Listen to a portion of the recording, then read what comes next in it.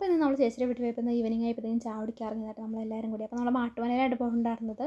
അപ്പോൾ ഇടയ്ക്കൊക്കെ ചേച്ചിയൊക്കെ സ്റ്റോറി സ്റ്റാറ്റസൊക്കെ ഇടുന്ന ആളുണ്ടെങ്കിൽ ഞാൻ ആദ്യമായിട്ടാണ് മാട്ടുമലയിൽ പോകുന്നത്. അടിപൊളി സ്ഥലമായിരുന്നു, നല്ല സൺസെറ്റും കാര്യങ്ങളൊക്കെ ഉണ്ടായിരുന്നു. അപ്പോൾ ഞാനും ഏട്ടനും മിന്നും കൂടി കുറച്ച് നേരത്തെ എത്തിയിട്ടുണ്ടായിരുന്നു. അത് കഴിഞ്ഞപ്പോഴായിട്ട് ചേച്ചിയൊക്കെ വന്നിട്ടുണ്ടായിരുന്നത്. അപ്പോൾ അവിടെ എത്തിയിട്ട് മിന്നു സ്ഥിരമായിട്ട് ഞാൻ ഇവിടെ ഇരിക്കണമെന്ന് പറഞ്ഞ് ഇവിടെയൊക്കെ എന്നെ കൊണ്ട് ഇരുത്തിയിട്ടുണ്ടായിരുന്നു. അത് കഴിഞ്ഞപ്പോഴത്തേക്ക് ഏട്ടൻ ചായയൊക്കെ വാങ്ങിച്ചിട്ട് വന്നിട്ടുണ്ടായിരുന്നു കേട്ടോ.